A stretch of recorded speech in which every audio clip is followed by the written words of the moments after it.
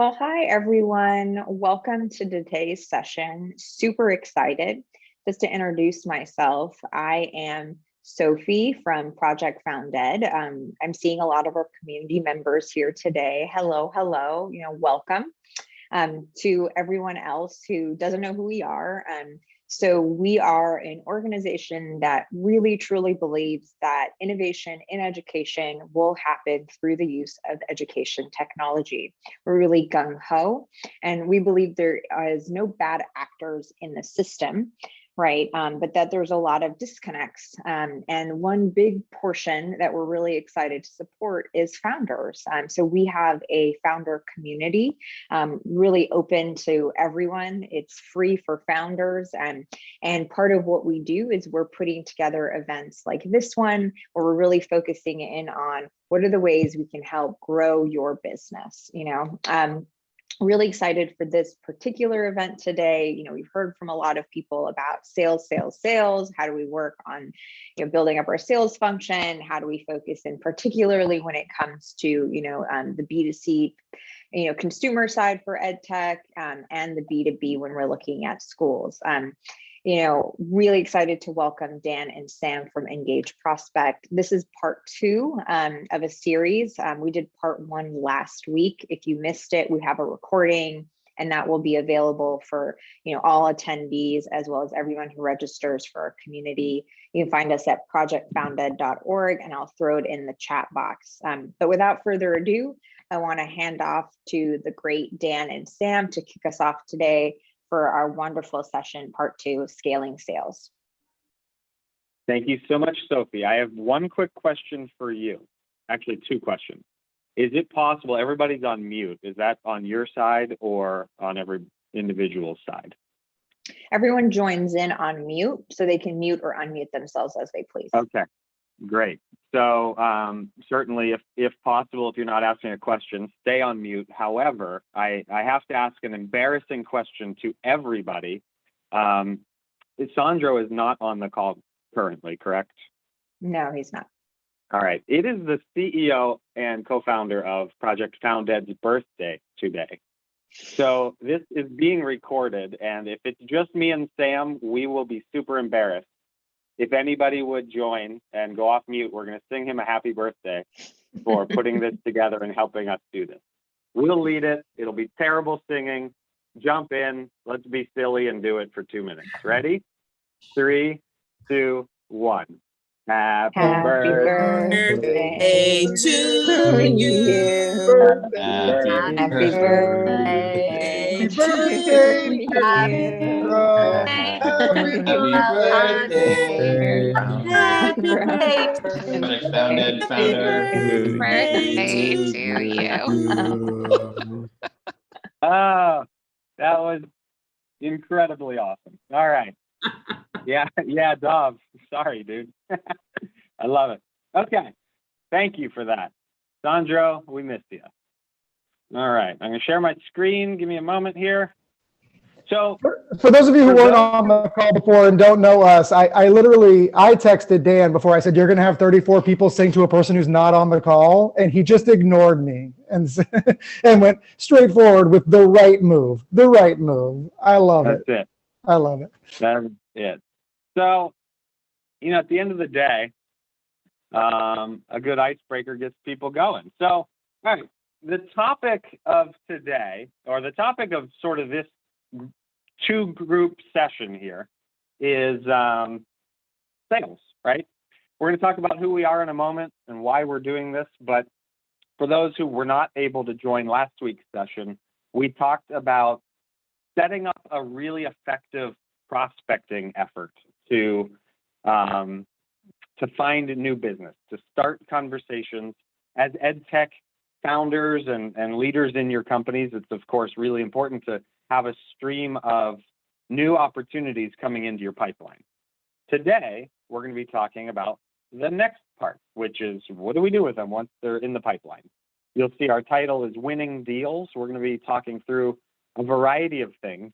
We have until 4:30 Eastern time, so we're about an hour and 20 minutes till completion. And for those on the call, last week, you'll remember we didn't have a whole ton of time to do as much Q&A as we would like, or in fact, as much Q&A as we needed for sure. So today we're gonna have a good chunk at the end.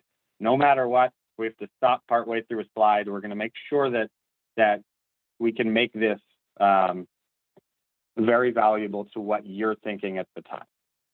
So let's jump in. We'll go through the first couple of slides quickly. For those who weren't on the first call, my name's Dan Hirsch.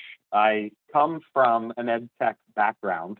I worked most recently, this was 8 years ago, but prior to starting Engaged Prospect, I was director of sales at an organization called Carnegie Learning, which is a mass EdTech company, textbooks, software, professional development, and a variety of things. And because of that, certainly lots of EdTech experience after starting our company, Engaged Prospect. We've worked with hundreds of EdTech leaders in some capacity over the past several years. My partner Sam is also on the call. He'll do his background, but here he is. Samo? Trying to unmute, and I was failing at it. Yeah, so real quickly, thanks for the introduction. My background is a little bit different. I have not been a sales guy my entire career. I spent the first big chunk of my career as an educator, teaching in secondary social studies and also in post-secondary for students that were getting trade school degrees. And when I decided to leave the classroom, I didn't want to leave education, so I went looking for a cool ed tech company in the Pittsburgh area to work at and for, and that's where I reconnected with Dan, who I've known for a long time. He was director of sales, as he said, at a company called Carnegie Learning. I transferred in there and melded my two loves together and have been leading sales teams and launching sales teams for ed tech companies and throughout other verticals since then. So excited to talk with you guys today.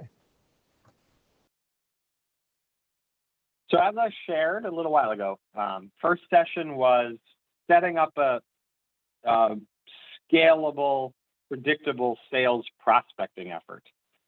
Certainly only scratched the surface for those who are on the call, or even the folks we've spoken with one-on-one since. You'll know that every topic we covered could be an hour or 5 hour long session in itself. Today's similar, but we're going to focus on the second and third parts of the sales process, which is working your opportunities and landing new customers, and then what to do with them once they're on board. We'll talk through the various steps of sale that your company might find your buyers go through. We'll talk about tech, CRM, processes to automate certain functions so that you don't have to remember hundreds of possible opportunities and dozens of customers. We'll talk about how to have discussions that really sets an agenda between you and the buyer so that you're able to move the opportunity through the process smoothly. We'll discuss great questions to ask during each step of the process. We'll also dive a little bit deeper into the concept of selling and a consultative and solution focus versus just pitching your features and benefits of your product. We'll discuss pricing and proposals, how to close deals, and how to close them again. And what we mean there is, of course, once a customer's on board, how do you continue working with them and even gain new clients from them? And then, as we said earlier, we'll have plenty of time for a good Q&A. Sam? Yeah, so this is a little bit of a grainy, somewhat difficult to read chart. We went over this last week. I'm not going to go deeply into this other than to just kind of highlight and zoom in on where we are in today's topic. So in the broad field of sales, we have to prospect, whether it's through marketing efforts or outbound sales efforts or going to conferences. Where do we find leads? And I don't just mean leads on a spreadsheet. I mean people that are like, yeah, sure, I'll learn, I'll listen to and learn more, or I'll do a trial, or I'm interested in what you have to say. Prospecting. Once that happens, they become an opportunity. That's the middle bucket, and that's what you typically think of as your funnel. We have to qualify those opportunities. We have to talk them through how we might fit and where there might be a win-win. We have to talk them through proposals and budgets and all that kind of stuff, and close those accounts. And then they become a current customer, where we don't want to just think of that as customer service. We want to think of customer service as a function of sales. How do we keep these clients? How do we grow these clients, and so on? As Dan mentioned, last week on Wednesday, we dove very deeply into the first funnel, prospecting. And today we're going to dive deeply into the opportunity management and moving those warm leads, people that are interested, those early stage ops, all the way through to becoming customers. Dan, can you go to the next slide, please?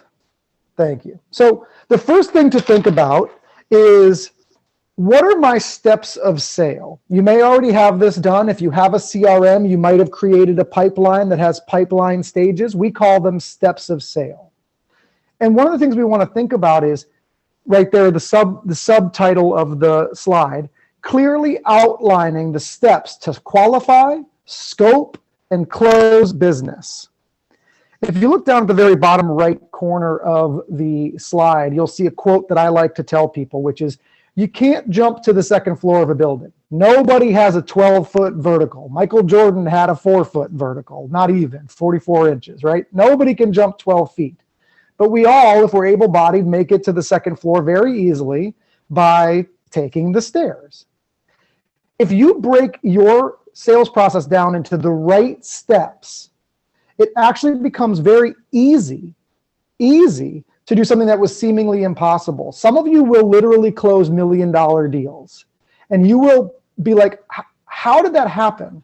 But if you look back and you look at the steps, like first starting a conversation, second, really exploring all the options and being very consultative, third, getting buy-in that they want to loop in other decision makers, they want to learn more, and so on and so forth. If you break it down into the right steps, you will get sometimes where you think is impossible in the right way. So we want to think through our steps of sale. On the left, you'll see an example from HubSpot. Many of you probably use a free version of HubSpot or something like that, where we've broken down moving people from unqualified to qualified, to missed appointment and appointment scheduled, or send some information, solution development, proposal, contract sent, closed won. I wanted to show you what it looks like mostly in general on the right. Okay? When you think through your steps of sale, mostly you should be thinking through these bullet points, and you may add or subtract as you need in your process, but this is the general framework from which you should start. I have a bunch of leads. I reach out to those leads, and some of them are going to raise their hand and say, I'm interested to learn more. That is not a qualified opportunity. You don't know if they have budget. You don't know who the decision maker is. You don't know a ton yet. But they are an opportunity. They are an interested party wanting to learn more at the right type of organization, a school, a district, whatever it is you're reaching out to. From there, you have to have a deep dive of discovery and scoping. What are they trying to solve? What issues do they have? What have they tried before? And might our solution be a good fit? If it is, you get into demoing or presenting or showing what it is that you have to offer. If that looks like they're interested to discuss, sure, that looks like it fits the bill. Let's see if we can make it happen. Now you're into proposals, contracts, negotiating, talking through funding cycles, all that, and forecasting them, either winning, losing, or maybe putting them on hold till the right time. Couple notes for you guys. That stage forecast is something that a lot of people ask me about. What's the forecast stage? For schools and districts in particular, oftentimes a decision will be made in March or April. They will tell you that they're not going to purchase until the next year's fiscal funds come up, which is July 1st.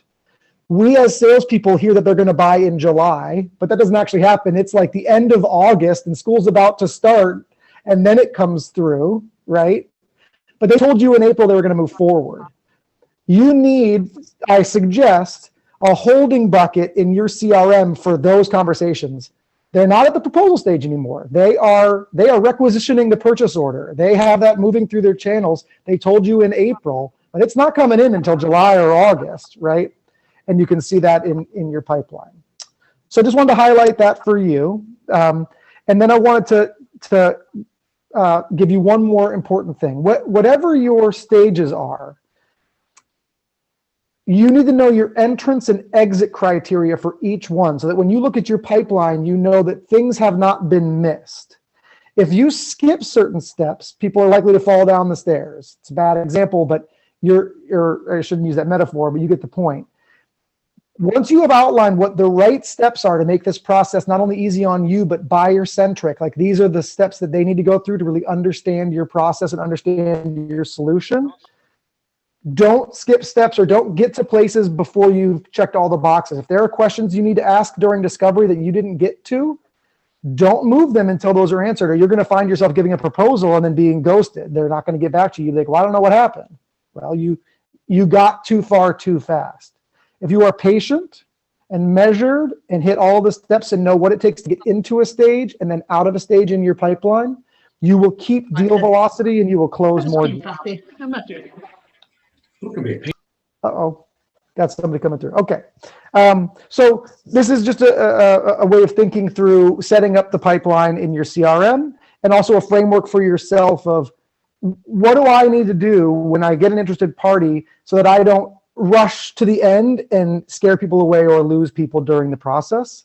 If I take it slow and I explore things patiently with them, they will come to the decision that they want to buy rather than having been sort of pushed into a sale. Go ahead and go to the next slide, please, Dan. Okay, so what are my steps of sale is a question you should ask yourself. I gave you an example on the left. I gave you the general framework on the right, but you want to clearly outline your steps. And you want to keep in mind your sales cycle and your time to close. I know some sales reps who have people in their pipeline for a very, very, very long time. It's like, come on, like reach out to them and either close this or move it to lost or whatever. And they string things out for too long. I know other sales reps who try to rush the process and lose people because they got too far too fast, like I was just talking about. So you want to have what you think is the appropriate sales cycle for you, not what you want, right? But the appropriate sales cycle, and then try to eliminate any superfluous steps. So I know there's some things going on in the chat, but some questions to ask yourself are to demo or not to demo, right? Do we even want to do a demo? Some people think the demo is what they absolutely need to do. Other people, you don't have to demo at all. People walk in, they read reviews online, and they buy something off the shelf, having never touched it, felt it, or played with it, and they just buy it because the advertisement looked good and the review looked good, right? It's not always necessary to demo, but if you do, make sure your demo is buyer-centric. You don't get to the demo until you've had a discovery about what they're trying to accomplish and tailor your demo to the discovery.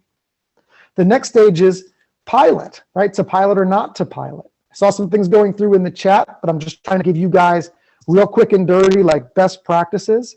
If you're going to do pilots, you're giving them something for free. You've made a deposit. It's okay for you now to take a withdrawal and to work from a level of a little bit of, equal business stature. What that means is, sure, we can do a pilot. Look at my bullet point. If yes, design and agree upon a rubric for pilot success with clearly outlined investment at the end. Happy to do that pilot. Let's talk about what that looks like, how long that is, who's involved. Let's put together a rubric for the 4 things you're trying to find out while you pilot, and what would equal a we got that check mark or we didn't get that check mark. And if we get, 3 of the 4, 4 of the 6, then we are moving forward. You're purchasing for all student population or all teacher population in this subset. If you're going to do a pilot, you make sure that you don't just just throwing things out there for free because you're so excited that someone wants to learn about it, right? There's a lot of time and investment on pilots, and a rubric for success and clearly outlined investment at the end is what you need to do. To sample. Dan, may I jump in real quick? Sure, please. One comment to sort of tie this to a different concept, but the rubric thing is wonderful. In my response to Frank and Torser, I didn't talk about the pilot. I I'm sorry, I didn't talk about a rubric.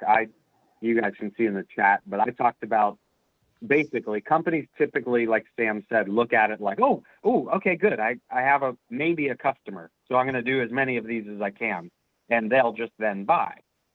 Oftentimes, companies struggle by not being assertive enough that if I go and do these things, then you're going to do these things. The other examples besides a rubric would be sometimes there are paid pilots. Cover your costs. When we worked at Carnegie Learning and we would do textbook pilots, there's no chance we were giving thousands of dollars of materials to schools without some commitment. So they would pay for the shipping and printing costs, for instance. Other examples would be mandated weekly or monthly check-ins, guaranteed feedback that they'll tell you everything, and strong usage. If they aren't willing to get in there and use it, how many tools have we all downloaded for free and never logged into? That drives the seller, of course, crazy. So you need to structure those things. Last sentence, and then it's your turn again, Sam.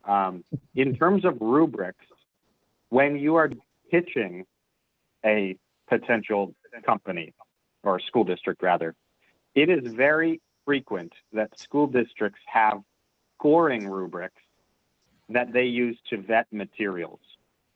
This is a very random comment, has nothing to do with this slide, but if you can get the rubric in advance of your presentation, you might be able to design your presentation around said rubric. Sorry for the randomness, but wanted to mention that as well. No, it's great. And a lot of this is random. We're trying to give you guys as much useful tactical stuff as possible. So I don't know if you noticed, but we just dove right in and said, do this, right? But like this will be helpful. So if you're going to sample, right, send samples, it's similar to what Dan was just talking about with like textbook pilots, but you want to collect data. Again, as Dan said, are they logging in, right? Show them, hey, no, you're not going to buy this at the end if that's what you guys do. You've had it for a week and one teacher spent 8 seconds in the platform. Like, what's going on? How can we help you? In which case it's facilitate the process, handhold them through the process, right? Show them where to do things and give them best practices and say, hey, you've only got this for a week. It's got 1,000 things to do. Do these two. Like, these are the two that you'll get the most use out of and see and see what's going on, right? And also, if you're going to sample, if you think that's a necessary step in your process, right? Again, we said, what are the appropriate steps? Consider putting it at the beginning, especially if your samples are free, right? Digital samples. And you can use what's called a PQL approach. Again, I hate that I love that we have so many people, but we don't get to have a conversation. So I would usually ask a question if you know what that is. You've probably heard of MQLs, marketing qualified leads, people clicking links, people downloading white papers, people attending your webinars, whatever. A PQL is a product qualified lead, someone who has actually taken a test drive, spent some time with your product and is familiar with your product, but needs help then through the buying process. You can put that at the beginning of your sales process and try to get people to sign up for trials and have that be what's leading the top of your sales funnel. Many of you, I'm sure, have tried that. A lot of us know about that, right? Enter your email, start the 14-day free trial, see what you think, and then all of a sudden, salespeople are calling on you. The thing we don't want is for people to sign up for trials or sign up for samples and then never use them, because people don't respect things that they get for free, usually. It's just a psychological thing. And then in terms of discounting, right? I don't know why I threw this here on the steps of sale, but if it's in the negotiating, like if you're gonna try to put this at the end of your sales process, like, oh, we can get you into a smaller version, or we can, it's not a pilot, but it's an entry level, whatever.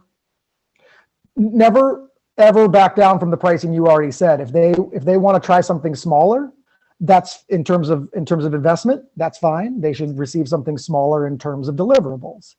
And that, again, it's actually, you think that might upset your prospect, it helps them continue to see value in what they're paying for. So you can discount, but also remove service or remove features or whatever that might look like, so that you're not devaluing. Otherwise, your product will become a race to the bottom. We've seen it a lot. in terms, and then people have a hard time staying in business because they're closing deals, but the average deal size is too small and they can't go back up to where the value point should have been. Okay, so in summary, have steps of sale, get them into your CRM and think through what are too few, what are too many. And we gave you some things to think about there in terms of some of the things you might have been thinking, demos, pilots, samples, that really elongate the process. And if they're necessary, here's best practices to do them well. Dano? Okay. All right. So we're going to change gears slightly and talk about some technology and process items. The steps of sale are basically buckets of types of people classified in one bucket. So for instance, you have all of your people that are at proposal stage. And then a couple rows down, you have all of your people at demo stage and all of the people that have missed demos, but at least agreed to demos. There's a lot of reasons for maintaining an accurate database. If this was a smaller group, we would go around and talk about who has a CRM, who doesn't, who uses spreadsheets, who has a bunch of Post-it notes everywhere. But I'm gonna advocate that at some point early in your business, if you're pre-revenue or a true startup, certainly start thinking about this now. If you have a client base, it's time for sure to have even a basic functioning CRM to keep track of where each person is in the process. So when you look at this, a CRM, and this session is not about specific CRMs, it's not about specific companies, anything like that. But most importantly, any CRM is going to have sections for notes and building contact records and assigning them to companies and building deals, which are also known as opportunities. They carry the same weight. A few best practices when you have a conversation with a prospect that has interest in going through the process. And I want to repeat that. After the conversation, the very first conversation is when we advocate for building a deal in the database. Back at Carnegie Learning Day, we had 18 inside sales reps in our office in Pittsburgh. We had consultants and commission-only contractors out in the market selling. We also had about 40 or so outside sales reps that lived in their market. And I'll never forget the two extremes of what we saw. One of our reps lived in New York City, and for those that have done business with New York City Department of Ed or any other school in the city, you'll know that there are like 6.8 million schools in New York City. It's just insane. Whereas in Florida, it's all county-based, and there's, like 13 or something school districts. So it's quite different. And I remember the New York City rep would create an opportunity for every single school in New York in like October of the sales year, of the school year. And then he would work backwards and try to get them on the phone or get them in a meeting, work them through the opportunity zone. Other reps would do the complete opposite, which was only when they knew somebody was going to buy was when they put that person in the CRM. We like a different approach, and tried and true, what we've found to work best is after you have had a conversation with a prospect and find that there is reason to move forward and continue talking, you need to have that record in the CRM. Here's some quick ideas. Number one, try as best as you can to associate a deal source to that record. So for instance, did you meet them at FETSI or any other EdTech conference? Did you meet them at a BOCES or a RISA or some other conglomerate kind of organization? Did you buy Facebook ads and a teacher came to you from a Facebook ad? Was it a cold call or a networking event? There's a million that we could go through, but ultimately, it may not seem relevant in the early days of your business, but being able to say, I spent $1,200 to fly to Orlando and go to this trade show, and I landed $38,000 in business over the next 2 years. That kind of detail very much helps future planning of your company. Another example would simply be cold calling doesn't work, says everybody, but it does. And if you track your sources and you say, yeah, you know what, I got 4 opportunities last month just from making a couple calls to people that clicked on links in my email, you're going to be able to prove internally which strategies are working and which aren't. And then, of course, allocate resources to get better at the strategies that aren't working if you want to do that.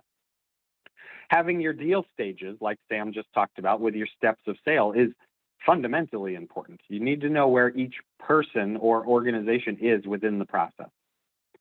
Your value of what the deal might be. A lot of times people aren't sure at first, right? Well, I just talked to this person for a minute and we've not had a demo yet, so I don't know what dollar amount to put. That's okay. But once you get to where you're identifying a solution and really honing in on what you might be able to work with them on, it's really important to have a value that will help you prioritize and better understand your pipeline. Close date and associated contacts, very technical things, but make sure you're assigning people that belong to that organization and are part of the purchase to your deal. When you export your deals in the future to either run marketing campaigns or just look through them to try to close business before the end of the month or before the end of the school year, whatever it might be, it's really important that you know who the people are that are on that opportunity. When you're taking notes, Dan, can I jump in for 1 second? You may, sure. So I want to just give 1 or 2 real quick examples that are really important here. So with all these fields that Dan's talking about, the lead source and the dollar amount and maybe the product type or maybe the expected close date, all these other kinds of things, the data that's in here builds very quickly, especially if you're going to lots of conferences or getting lots of inbounds, and especially if you don't have a super high close percentage, right? If it's like 1 in 3, it's really amazing how quickly you have 50, 100, 200 opportunities in your CRM. I'll give you 2 things to think about, and there's 25, or more. But one thing to think about is if you're looking for investment or you're looking to even have investment in terms of attracting top talent to your company, some of them will ask you to open up your books. And sometimes you can't open up your books per se because there's not that much there, but you want a story to tell. We are accelerating our deal flow or our deal pipeline in this way. We have this much in the forecast. We have done 2 years worth of planning and realized that these 3 avenues are where we're getting a lot of success, but we still have questions. Showing that to a potential VP of sales or something like that might bring them in. Showing that to a potential investor certainly is what they want to see in terms of velocity. And a lot of the times it can be a story, a narrative towards forecast. And that comes from the data. And you pull those reports. Another thing that is really important is actually using that to find outbound campaigns to find deals. Dan just took our CRM recently and said, show me all the people who we had conversations with longer than this time ago, who got this far in the process, who we lost for this reason, and circle back with a new message we have because we have a new lower value to entry product that we didn't have before when we talked to them.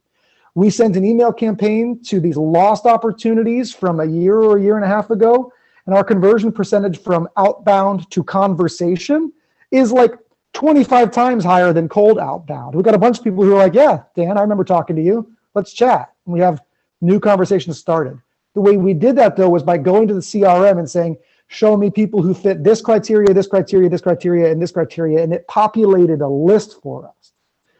You want all that information in your CRM, and it grows very quickly, so you want to set it up before it starts rather than, I've got Post-it notes everywhere, I've got deals everywhere, I guess now I'll get them into CRM. It'll never happen, and it won't be clean. So kind of make the scaffolding first before it gets out of hand, if that makes sense. And then think about all the different ways you can pivot and filter that information to see your forecast, to see your narrative, to see your opportunities, and so on. Thank you, Sam. Okay, so one brief comment about note taking, especially if you're not a salesperson by trade. And of course, I know a lot of folks on this call are not, and most of our clients that we've worked with over the years come from more of like a technical background, and they're technical founders of companies. Taking notes during a sales call, this could be a prospecting call, a discovery call, a demo. It could be your closing call, presentation, even sitting in a room of 100 teachers and a curriculum director, an IT director, and a SPED director, which sounds like a great start to a joke. But sitting in a big room presenting your materials to a lot of people, you still might be taking some notes based on what questions they're asking, what comments they're making, all of these things. I advocate heavily to come up with some sort of rubric, to use that word again, for yourself. For instance, one qualification kind of tool is called BANT, and that stands for, does the prospect have budget to buy my stuff? Do they have the authority to make the decision? Do they have a need? And do they have a timeline for purchasing? And that is called qualification questions. So if you were using something like that, which is, just so you know, quite old, it's several decades old, but it still applies for the most part today. You might put 4 bullet points on a piece of paper or in your CRM. And as you're talking, you can start filling in answers to the B for budget, A for authority, N for need, and T for timeline. And just start typing in sort of responses, right? Before working at Carnegie Learning, I was way back when I was a contributor on the sales team. I recruited students to a for-profit college, and you've never seen this word AMOPS before. I think this was their own stuff, but it meant admissibility, meaning is this student able to come to our school? M stood for motivation. O stood for why online. I was recruiting for an online school. P for payment, so how will they fund their education? And S meant start date, which is like timeline, right? And I literally would write AMOPS in a top-down order, and I would just fill in answers based on those questions. For you guys, come up with what is the most important couple of questions for me to have an answer to, and you can have bullet points in your file. Secondarily, if there's other information, of course, you can just free type. Too often, a founder of a business wants to be super detailed and diligent, and you want to have your notes look like emails. They don't need to be. Chicken scratch is fine as long as it's in a format that you really can follow along easily. Now, the next part, this is all super disjointed, I realize, but for technology and process, in terms of helping move opportunities through the process and onboard new customers, it's really important that your follow-up to each opportunity is based on where they are in the cycle. Why is it important to keep track of where your deals are in the steps of sale? One answer is you don't want to email somebody who just got a proposal and ask them if, hey, are you ready to get a demo? That doesn't make sense, of course, and that's common sense, but the more deals you have, the more room for error. So having them properly coded to where they are in the step of sale is really important. Additionally, when you get to phase 2 of your advanced selling styles, you can start automating certain things. I'll give you 2 examples. Everyone on this call has been onto Google, or rather, has been onto Amazon and has put something in their shopping cart and not purchased. I would assume most people on this call at least. If you don't buy something and it stays in your shopping cart, I can guarantee you at some point soon you're getting an email from Amazon or whatever retailer it is, reminding you that you have something in the shopping cart. That's the example that we all understand. And if you do that, here's an example of how we automate certain things. When a sales rep of ours has a good intro call with a potential prospect, as long as they are in the pipeline as an opportunity and in the early stages of our steps of sales, so meaning they've not met and had formal presentations or discussions, they start getting email nurture emails from me. And it's all automated. It happens 4 days after the conversation with one of my teammates. So why? Well, an email from me is sometimes a little more impactful than from one of our sales reps. Number two, I don't try to sell anything in these emails. I share content and basically help them better educate through the process. And number three, it gives them the opportunity to say like, yeah, I did tell John I was slightly interested. I'm actually not. I'm sorry about that. Can you take me off your list? And it saves us so much time from not chasing the wrong deals. So, keeping in mind that if you follow best practices of keeping everything updated and aligned to where it should be, I know it sounds daunting and I have a tough time doing it myself, but the importance is you won't make mistakes and you can do some cool stuff with automation and email outreach. And I put the last here. I know there are some hybrid companies that also sell directly to consumers. If text messaging is one way to help opportunities move through your pipeline, you can set rules that say if somebody is in this stage and hasn't been talked to for X amount of time, send this text message, et cetera, et cetera, et cetera. We can certainly talk more specific details on CRM or other tools that you guys might be considering when we get to Q&A. So certainly I realize we just kept it really high level. All right, Sam, the next slide is coming up now. Okay, so let's zoom back for 30 seconds and talk about what we've talked about just to make sure we're on the same page. You want to outline your steps of sale. You want to understand that there aren't too many or too little. If you have to put some of those annoying steps of sale in there, like pilots and whatnot, make sure you use best practices to make those effective for your business. Number two, get those steps of sale into a CRM so you have those swim lanes and build deals into each of those swim lanes, but don't do it half-hearted. Fill in a lot of the fields that are there, right? Deal value, deal source, close date, whatever, all those things we talked about. And over time, you'll be able to use those buckets and filter that information for a lot of different purposes. And not least of which are outbound automated campaigns to continue to help people move through the process. Now what we're going to talk about, though, is let's get out of the tech and get out of the theory of steps of sale and actually talk about talking with your potential customers and helping them buy rather than selling them, right? Helping them buy by keeping them moving through the steps of sale. One way, somebody said, what is a swim lane? In any CRM, you will have your pipeline will be like vertical columns, and you move people from into each column until you get them all the way over to either won or lost.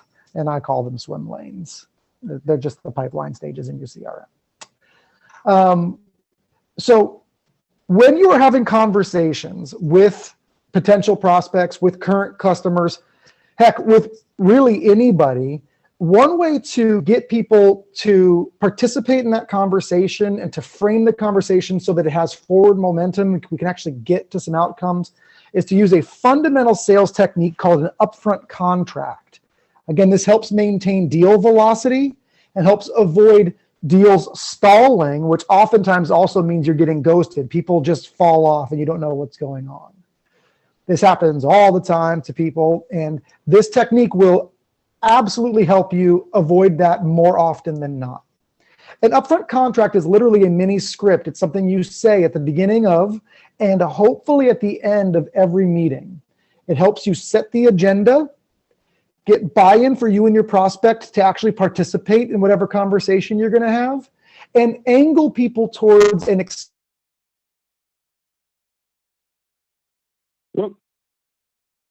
Hey, Sam, can you hear us?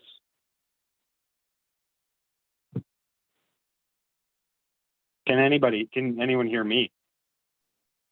Yes. Yes. All right. Do an Sam, are hour-long you training there? on. Oh, go ahead. All right, can you hear me, Sam? I You can. froze for a moment. So Oh, do no. whatever say whatever you were saying again, but do it better. Okay. So we're going to talk about the components of an upfront contract, but again, I want to frame what this is. This is how do you set the stage for a successful meeting, whether it's a 15-minute meeting, a 30-minute meeting, an hour-long meeting, or even a 2-minute meeting if you're going to do a cold call or an elevator pitch or whatever you want to call it. Okay. Time, agenda, outcome, and buy-in from both parties. You've heard this on cold calls. Hey, if you got 30 seconds, I'll tell you why I'm calling. Then you can decide, who I should talk to or if we should continue. Does that sound fair? People will say, yeah, you got 30 seconds, right? Time, 30 seconds. Agenda, I will tell you why I'm calling. It's literally what I'm going to do with the 30 seconds. Outcome, you decide. You tell me what we should do. And then buy-in. Does that sound fair? You can do this if you walk up to return something at the desk at Target. You can say, hey, I got a complicated thing. I'm not exactly sure what's going on. Give me 2 minutes. I'm going to tell you what I think the situation is. And then maybe you can give me options for what I can do here. Is that okay?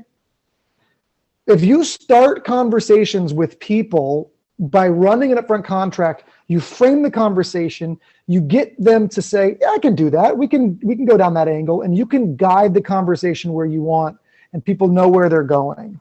It's a wonderful technique to get people on the same page. When you do a discovery call, hey, I'd like to show you more about my solution. We've got about 30 minutes. I'd like to spend the first 10 minutes, if it's okay, learning more about what you guys are already doing, how things are working for you, some of these other people you brought to the meeting and who's on the call. Once we've got some context, I'll spend about 10 minutes or so telling you more about the things we do. And if it makes sense, I think we spend the last 5 minutes maybe talking about next steps and setting that on the calendar. Does that sound like what you guys expected for this call? People will all say, yeah, it sounds great. And you go, great. Well, so like I said, I'd like to learn a little bit more about your district or your needs. You guys decided to take this call with us. What piqued your interest? And that gets the prospect to start talking, to start sharing. They know what's going on. They know why they're being asked questions, and they know that you're going to do your pitch, but not until later. It's the same with a proposal review, and we could go through all of these. Here's the pro tip, and Dan, if you can go to the next slide for me, I'd appreciate that.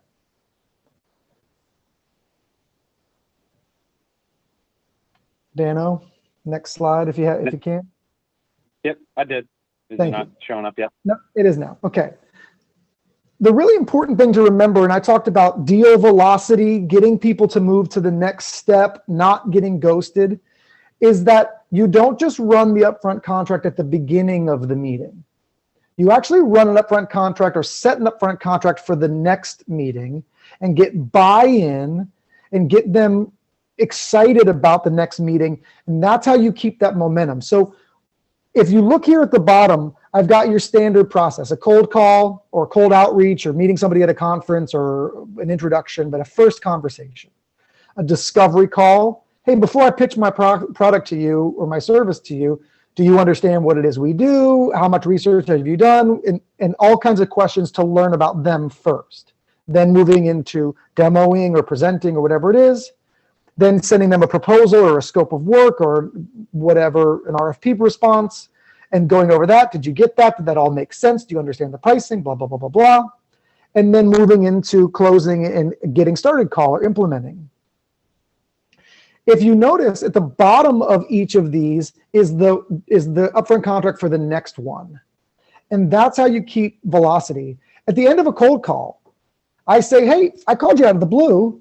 Thanks for sharing stuff for about 3 or 4 minutes. I don't want to keep you. Is it okay if we set about 15 minutes or 20 minutes to dive more deeply into this? And I don't want to pitch you. I want to learn more about you guys and see if we can decide together that we're the right fit. Maybe you can invite 1 or 2 people that's makes sense on your side. Can we set that 20 minutes to do those things for sometime next week? And they'll say yes if they're interested. When that call starts, notice the arrow, you run it again. Hey, we set aside 20 minutes. I want to learn about your business. You invited 2 people to participate. I'd like to find out who they are. And at the end of that, we can decide whether or not it makes sense for me to really show you all the bells and whistles and everything over here. But I don't want to talk your ear off until it's the right time. You do the discovery and it seems like it's the right fit. Now you're at the end of that call and you set that time. Wonderful. I think it does make sense to deep dive. Do you guys want to see what it is we do and do a test drive and all that kind of stuff? This can even be during the same call. If you've finished one portion and you're now getting into the next portion, stop, regroup, tell them how long things are going to take, ask them if that makes sense and if they're excited about that, and tell them how long each thing will take. And if that goes well, before we end the call, I would like to find out if you'd like a proposal and when we can set some time to go over that together and discuss if that pricing works within your budget. You're doing this at the end of each call for the next step and thoroughly exploring that while you have them so that they see the steps that are going on. This is fundamental, very important. And if you get good at this, you will hopefully have higher conversion ratios. You will have higher conversion ratios and you'll have less of that annoyance of where did my prospects go? Why am I losing deals? And you're helping foster people through the steps of sale. We have a couple questions here. Is this a week in between buckets, as one person asked? The answer is no. The answer is it depends. The answer is maybe. The answer is yes. I don't know, right? Here's why. On a cold call, if somebody is really interested and you ran and they're like, you know what, I don't usually take calls like this, but you're obviously not selling a warranty and I'm interested to learn more, I'll say like, I'm free. Do you have 10 more minutes? Like, I mean, we can keep going. And then I move into my discovery call. I say, hey, with that 10 minutes, what I'd like to do is find out more about your business. And I set the upfront contract and I do it right then. So it's not a week in between. It's literally 0 seconds in between. The same could happen between a discovery and a demo. The reason you spend time at the end of every call really unpacking and getting buy-in is because it should be a conversation. When are you looking to make a decision like this? Who else do you want to be involved? Do they have a planning? If it's for teachers, do they have a planning session? Yeah, we do one at the end of the month. Oh, well, maybe I could join that planning session for 20 minutes and just pop in. Does that make sense? So you explore it with them and you handhold with them, but you also have to make it buyer centric, and it depends on what they want to do. Next is are the outcomes of a cold call versus a discovery call. The cold call is to frame the value, a mini value prop, like in 12 seconds. This is what we do. This is the types of folks we help. Not how we help them, but what we help them with. And see if they have any interest in learning more.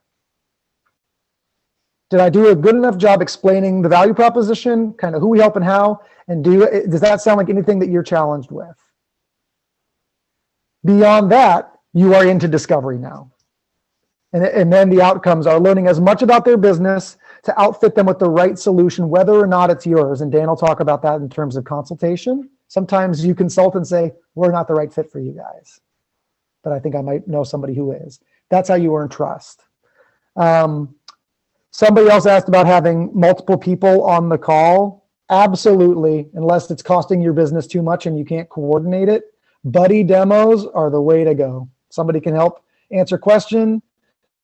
Somebody can help with note taking. Everybody learns together. People hear different things and you can post-call debrief. If you have the capacity and the bandwidth to do that, I say 100%. Okay, that's it for upfront contracts. That's a huge topic. You may want to do some Googling on that as well, and I'd be happy to work with any of you on that. Fundamental sales tool.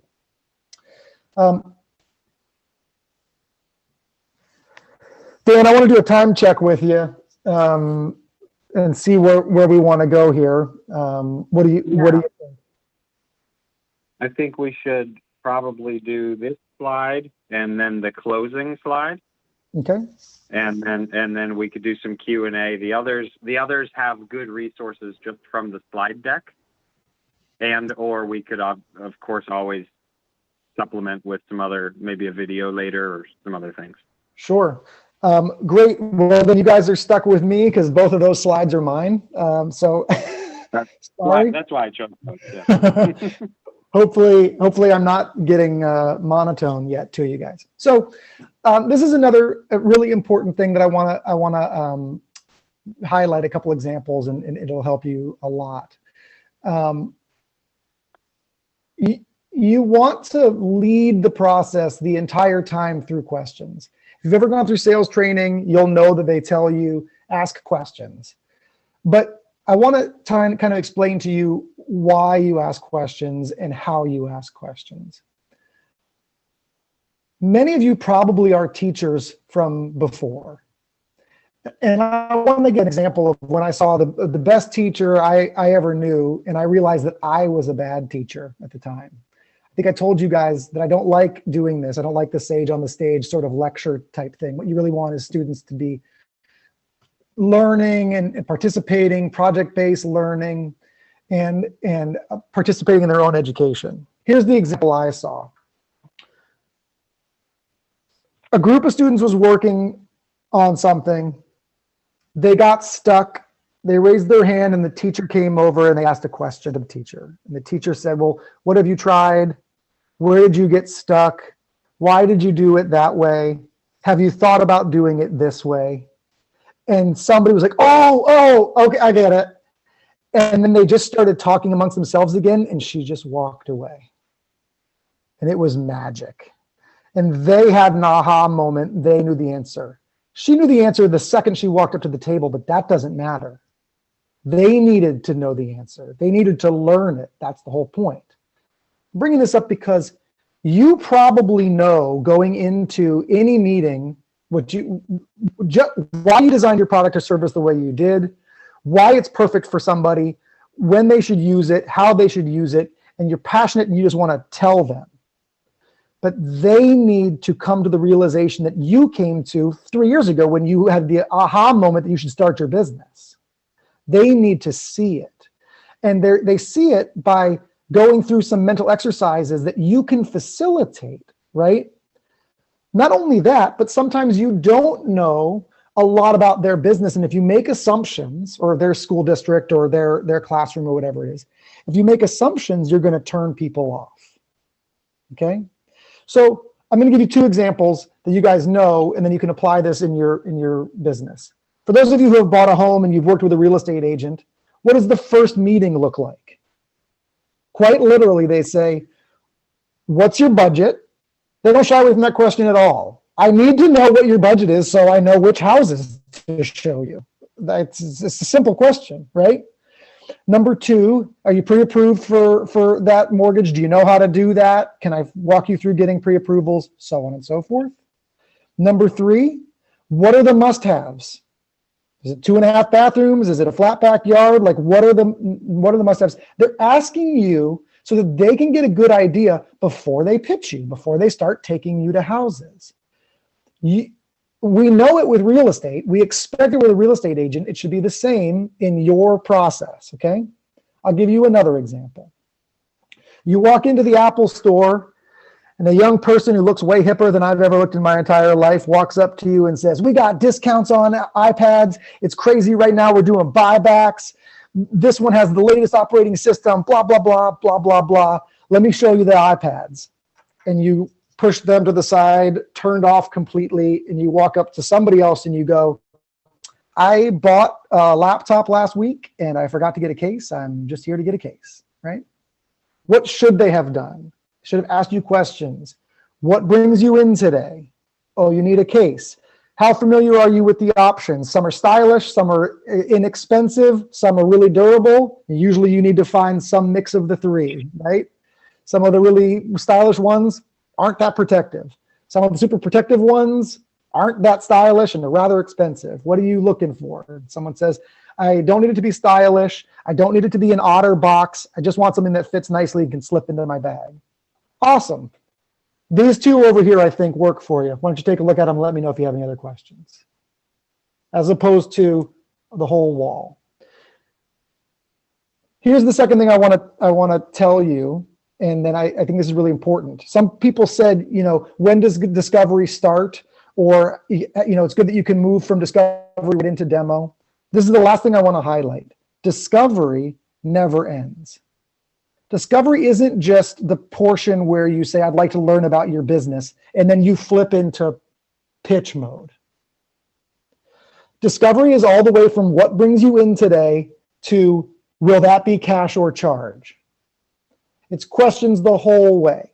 So the one example I want to give you, and then we can move on from this, there's way too much in here to go over in one session, is let's say you're done with discovery.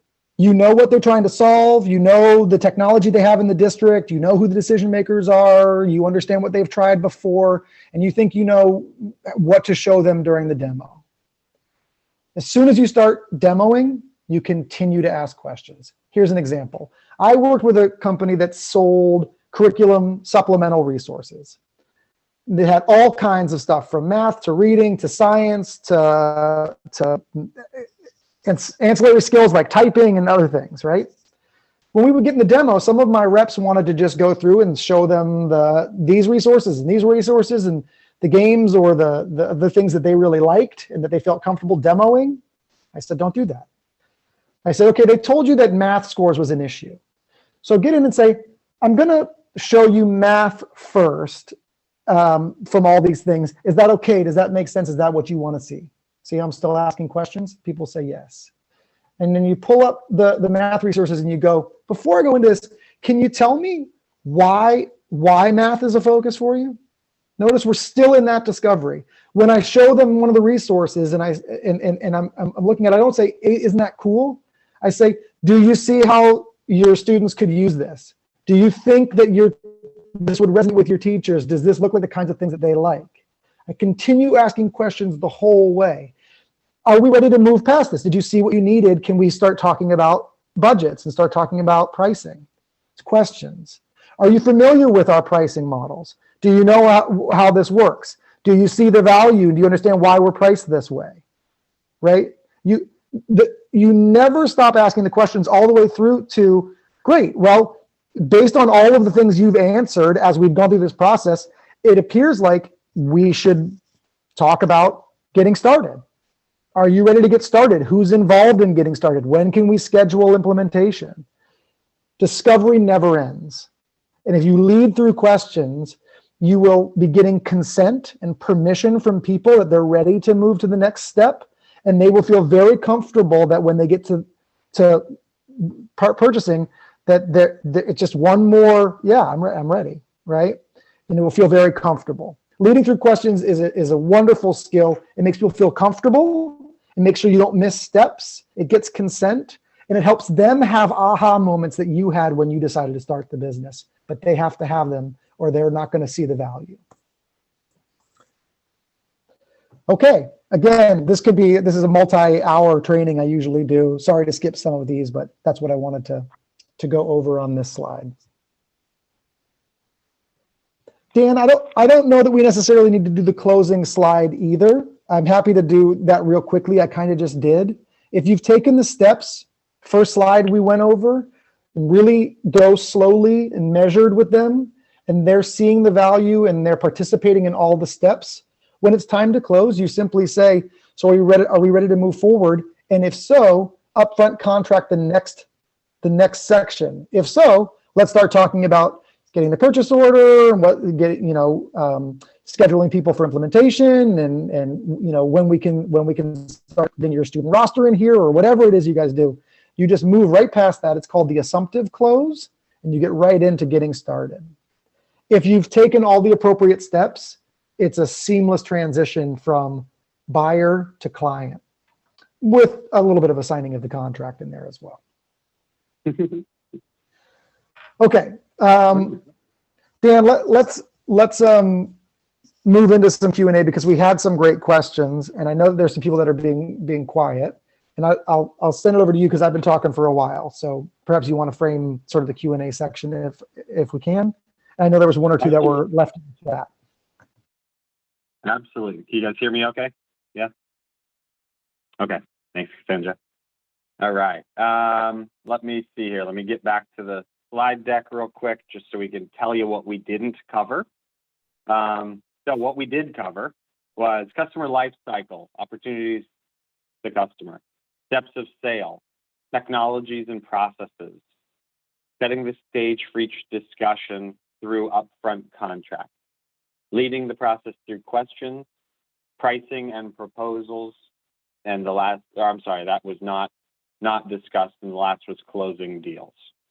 The two missing were pricing and proposals.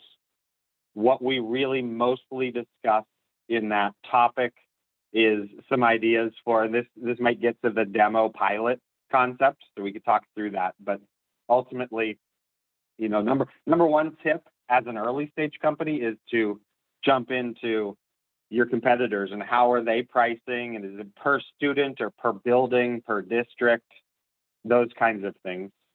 And really to make sure that you have a pricing model that can change with larger purchases. So multi-year deals or bulk discounts, right? Hey, I'm in one school in Miami-Dade.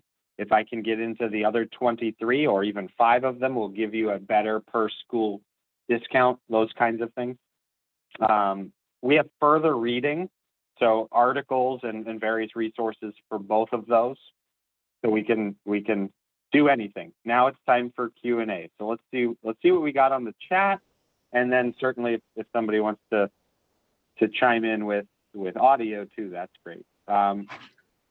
Dan, one of the questions that was earlier is about sort of pricing, but it was about like responding to RFPs and then not really ever having been a dog in the race, and how do you kind of vet those? And obviously I have a bunch to say on that too, but certainly you can as well. Yeah. So from experience at Carnegie Learning, which at the time, just to frame this to you guys, was a $35 million a year company. We had a grant writer and an RFP writer, for lack of a better word. We were constantly checking resources. FedBid, FEDBID, was one. Not sure if it's still around. I assume it is. But we were constantly checking RFPs online. And of course, districts themselves would tell people when they were up for RFP as well. Boy, it's tough. And my wife writes a lot of grants for her job as well. And they're tough. They can lead to immense success. The challenge is sometimes they are just going through the motions, right? Many school districts, what is it, 25K, Sam, or 15K, some amount of money. Certain districts have to do an RFP to open the doors to all players, and that's probably a buyer. That's to support fair trade ultimately, right? Like, hey, my good friend works at Scholastic, so we're just going to give her $1 million, no big deal. No, the district makes you go through an RFP process so that you're picking the right choice, right? Great success, but you can also waste a lot of time responding if you're not in the hunt. You just need to be careful. Without giving too much specifics, I would say very early stage companies, that's going to be tough to win those deals. And that's just a guess and an assumption, but be careful. Additionally, someone mentioned never actually having a chance to win it in the first place. And Dan mentioned going through the motions. Sometimes you might be able to read the RFP and see very specific language, like strangely specific language that is directly off of a competitor's website, right? Like it will say in the RFP something like, need to be able to increase, X by X%, and it's like 22.4% over a 2-year period. And then you go to a competitor's website and it's like, efficacy study shows 22.4% increase in whatever, blah, blah, blah. I'm kidding a little bit, but not really. Like you can sometimes see that there is an exact, the 7 bullet points that they need are the 7 like specific deliverables from one company. And it's written for them to win. I know that sounds, I hate this is recorded because I know that sounds nefarious, but I see people in all caps writing truth and yes, and I've also seen it firsthand. It is what it is. It is what it is. Yeah. But yes, you can get better at maybe qualifying whether or not you should even go forth on or even try on those. Let me have you do Jeff's comment, Sam, if you can read Jeff Coleman's question. Okay. I'm going to answer Ritu's. So how long do you keep prospects in a drip campaign if they said no thank you? Longer than if they say no and some other words, Ritu. But here's what you do. So let's see, the rest of your question is then after what time period should you start reaching back out to them? I actually taught somebody this morning, one of our clients, we were talking about the difference between not interested and do not contact in their CRM stages. So teachers, admins at districts, various organizations are going to say, no, we're good, I'm not interested. Let's say right now, right? It's January 2022. They might say no, thank you, I'm not interested. They might be interested again come next October when the new school year is back in swing. So you don't want to take them out of your work forever. However, if they say to you, I'm not interested because your product doesn't have this, you can't do this, and you won't impact my students in this way, and nothing has changed between now and next year, then obviously you don't go back to them. If they unsubscribe or ask you to take you off a list, then never reach out to them again. The keeping them in a drip, if they say no thank you, I typically will remove them right away. I don't see any reason in bombarding. Granted, our kind of business has lots of potential opportunities, so we move on.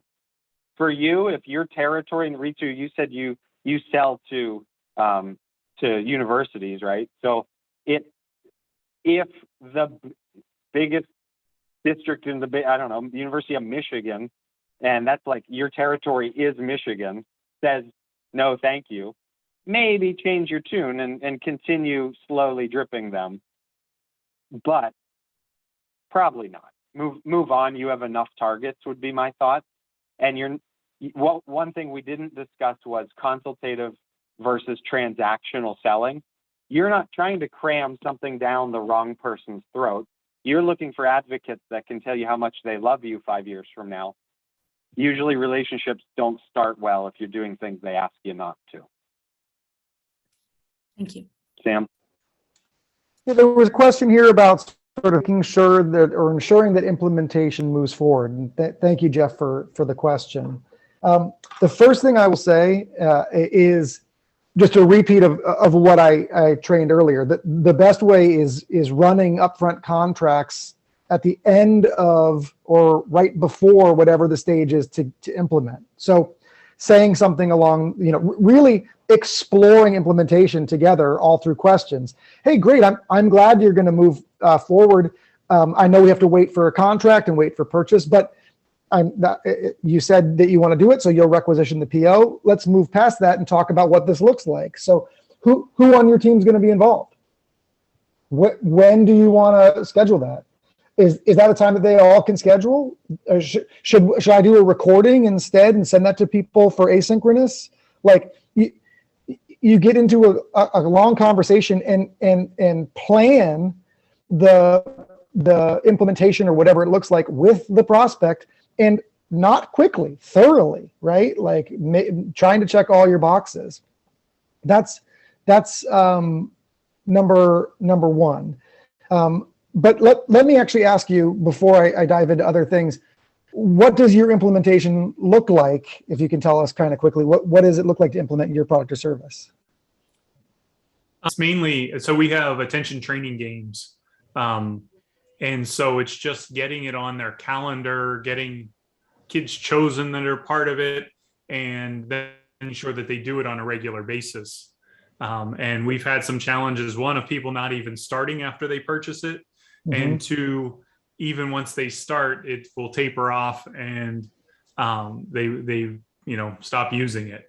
So I have so many questions, and hopefully this is helpful for other people, but like, do you have usage reports, like administrative reports, so that an admin for the account can see how often people are logging in, how much time they've spent, but also then like progress reports and stuff like that, or is that not there yet?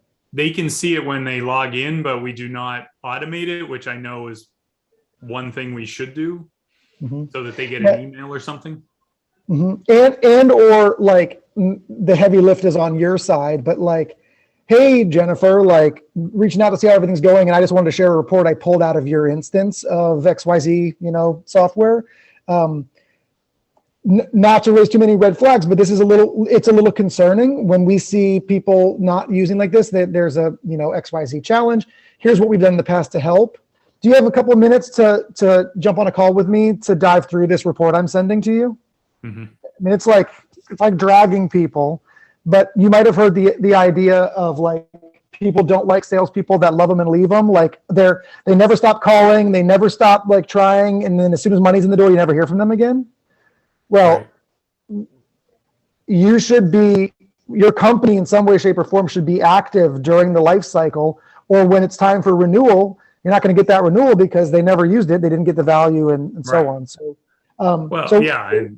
yes.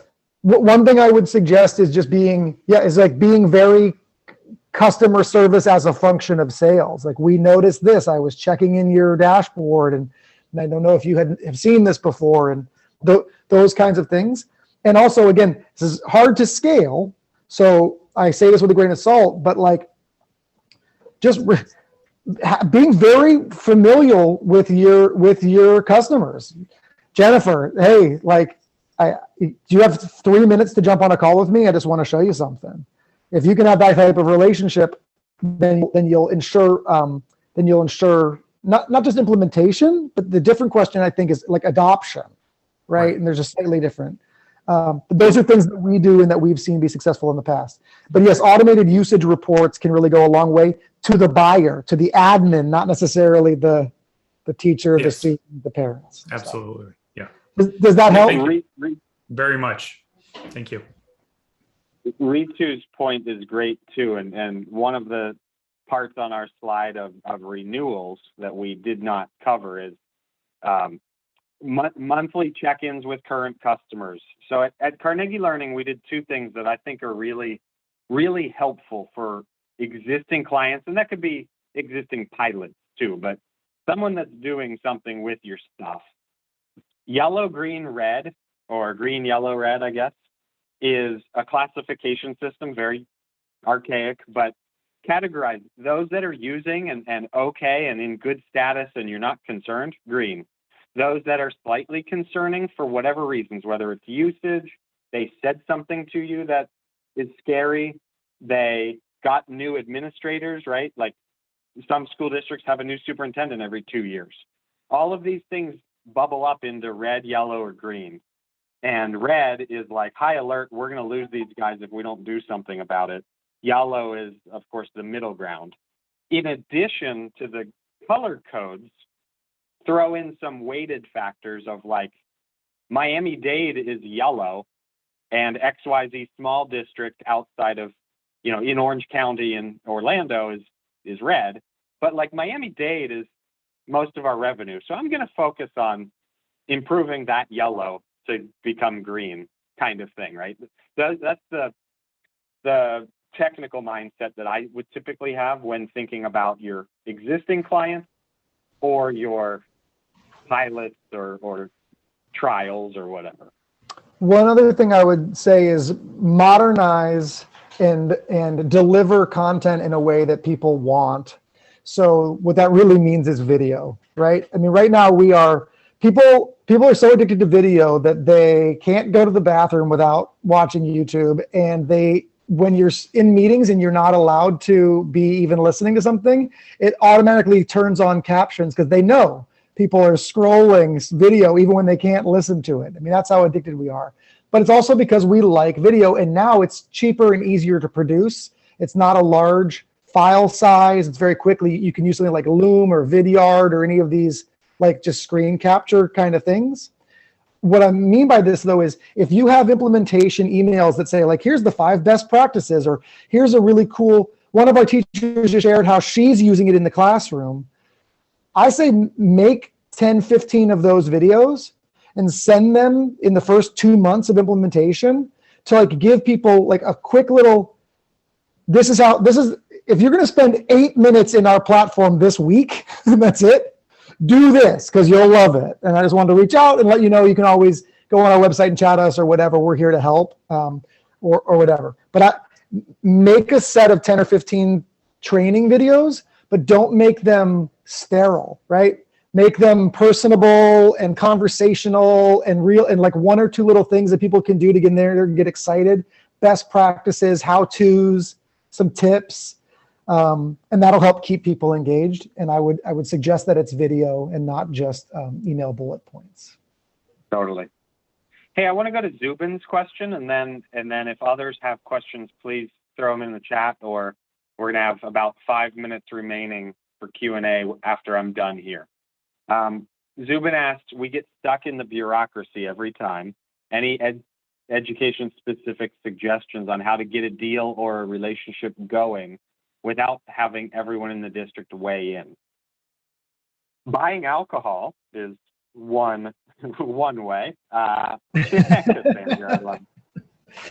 all right. So yeah. I'm going to keep it really high level, but you've maybe heard of various types of people in the journey, and we don't teach this too often, so I'm going to miss a couple words, but you have the decision maker who's in charge, and there's a lot of ways of phrasing this, right? But you have the person who's going to be the key contact for the relationship.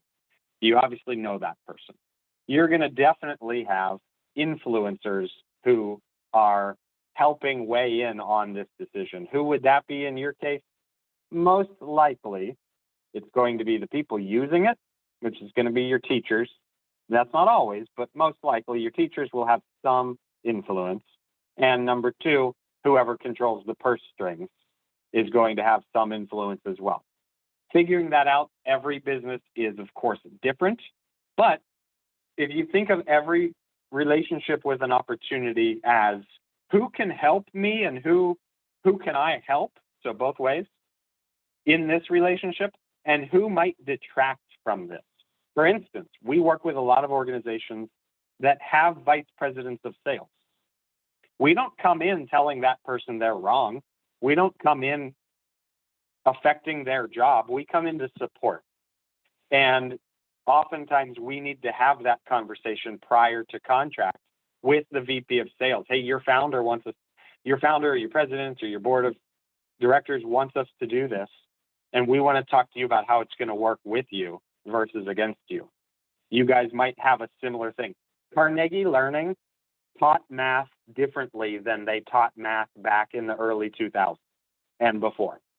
We knew that, and we knew some teachers that had been there for 36 years and memorized everything they did every single day, did not like the new style when Common Core came out.